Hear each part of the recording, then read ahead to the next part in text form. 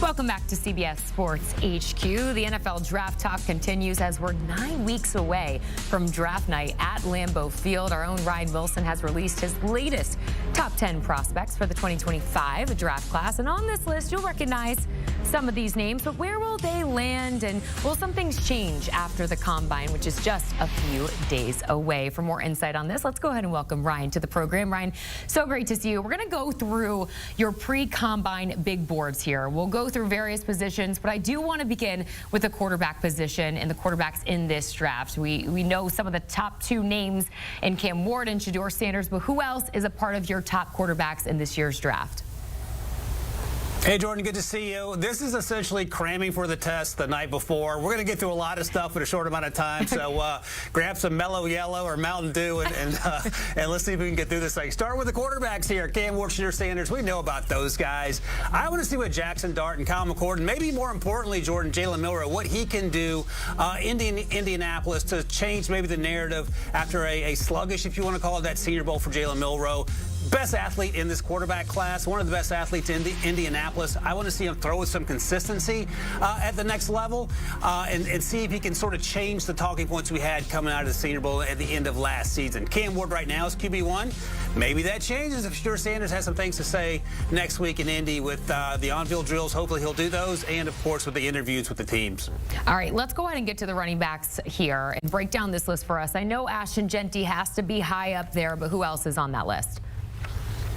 Right, we've talked about Ashton Jeanty pretty much since August, but there are some other running backs that are going to make their names known starting next week and had great seasons. Omarion Hampton's at the top of that list for me out of UNC. He's a big, strong back who can also catch coming out of the backfield. We saw what Trevion Henderson did for Ohio State.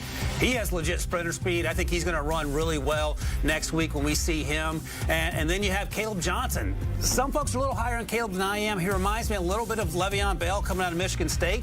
That's a pretty good choice right there. He was a second-round pick back in the day to the Steelers. And finally, Bashal Tootin out of Virginia Tech. He's another guy who's going to be an absolute burner next week and played extremely fast for the Hokies this year. So I'm excited to see what he can do once he gets to Indianapolis. Working through Ryan Wilson's pre-combine big boards here, we find ourselves at the receiver position now. You know, this class of receivers, Ryan, it doesn't have some of the high-end talent that maybe we've seen in recent classes, but there's still plenty of players who can help receiver-needy teams out there. Walk us through the top names. Yeah, Jordan, you're right. There's no Malik Neighbors or Marvin Harrison in terms of depth, but I think after next week, a lot of folks are going to come back and say, hey, why did I know about this person? At the top of the list, we know who Ted McMillan is, and we know Travis Hunter and even Luther Burden. And Emeka Egbuka is a pretty well-known name because of his impressive career at Ohio State and how good that Ohio State team was. But I'll focus in on Matthew Golden, the sprinter speed guy out of Texas, transfer from Houston. He reminds me a lot of Jordan Addison in the way he plays and his frame. And Jordan Addison was about 175-ish coming out of USC. Still was a first-round pick. Still ran to the 4.4s. I think Matthew Golden might actually run a little faster than that. And Jordan, I wouldn't be surprised by the time it's all said and done if we find Matthew Golden find his way into the bottom half of the first round, if not a little higher, because he had a fantastic season for the Longhorns. All right, that's an interesting note. Another position that many teams will be eyeing this upcoming NFL draft is, of course, offensive tackle. Who are the players you're keeping an eye on? Yeah, so we know a ton of teams at the top of this draft board outside of the quarterback position need offensive linemen. The Patriots are first among that list. All that said, and this is interesting because Kelvin Banks Jr. has been on OT1 throughout. You have to go to the number 3 to find the guy who I think is going to get drafted first, and Will Campbell, who's also a really good first player. He's a first-round talent all day long. Not quite as athletic as Kelvin Banks, but I think he has a chance to be the first tackle off the board because he's the most ready. And I'll also mention Armand Mimbu out of Missouri. He's a right tackle at Mizzou. Some of the best tape I watched all fall, Jordan, and the issue is he's going to be 6'3", which is short by offensive tackle standards. He has 34-inch arms, which is long by offensive tackle standards. So we'll see how NFL teams feel about him. He can start at right tackle, maybe move him into guard first few years of his NFL career, but I think he has a chance to be really good as well. Let's get to the defensive side of the ball here now, Ryan. How is this edge defender class stacking up? One of the best in human history. I think this class is going to be so much fun. We'll be talking about them for years to come. And obviously, at the top, it starts with our guy, Abdul Carter, who has been playing outside on edge exactly 1 year. Mike Green is one of my favorite players in this draft class, the UVA transfer who went to Marshall and had a fantastic Senior Bowl to go along with that wonderful season he had for Marshall. And then you see James Pierce there. He's going to come in probably a little under 250, but he plays like he's 265. He is incredibly juiced up, both against the pass and the run, and he might slip to the bottom half of the first round just because his class is so deep, but he's going to be a difference maker, and I think he's going to be a difference maker from the start. Shamar Stewart's the exact opposite in that he weighs about 285, 290. Expect all these guys, Jordan, to run probably sub 4.7, and some of these guys are going to run like in the 4.5s, and that's going to be a lot of fun to watch when you're talking about 275, 280 moving down the track. Yeah, we're looking forward to it. Noted. We'll end here with Corner. Who are some of the top names we should know?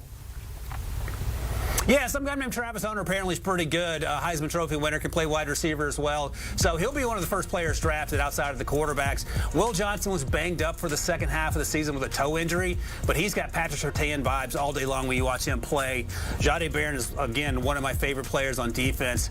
Can play in the slot, can play outside for Texas. Has a little Brian Branch in his game. And Suvon Revel is how you pronounce the cornerback from ECU. He had an ACL injury early in the season, but he's 6'4". A lot of Sauce Gardner in his game, and Trey Amos is another athletic, big, physical cornerback that played on an Ole Miss defense that's probably going to have 7 or 8 guys drafted by the time it's all said and done. So this is a fun group, a deep group, and teams that need defensive back help, this is the draft for them. Well, incredible insight, as always, Ryan Wilson, as we are just counting down the days till the NFL Scouting Combine. You know, quick question for you as we get set to say goodbye. Last year, as we know, Xavier Worthy set the 40-yard dash record. Do you think anyone's coming close to that this year? Name to watch, Arian Smith out of the University of Georgia, ran at 10.1 which is booking. That translates to like 4.2, so it's going to be close. He won't be a first-round pick like Xavier Worthy, but he might be the guy that comes the closest to threatening the record 1 year after Xavier Worthy set it. All right, that would be interesting to see. We're looking forward to it. Ryan Wilson joining us here on CBS Sports HQ. You can get more from Ryan, more NFL draft talk, more combine talk. He has it all with the First Pick podcast. All you got to do is scan that QR code on your screen and watch and listen wherever you get your podcast. When you need your sports news all the time, we've got breaking news to bring to you. CBS Sports HQ gives you a snapshot of all the sports that matter to you. Big news coming out of the NFL. A lot of movement in the rankings this week. With highlights. What a finish at the final round of play. And in-depth analysis. Can they three-peat? Tony Romo joins the conversation. What can you say about this game? When you need your sports in a snap, we're bringing you that breaking news right here on HQ. Find it on CBS Sports HQ. Streaming free anywhere you are.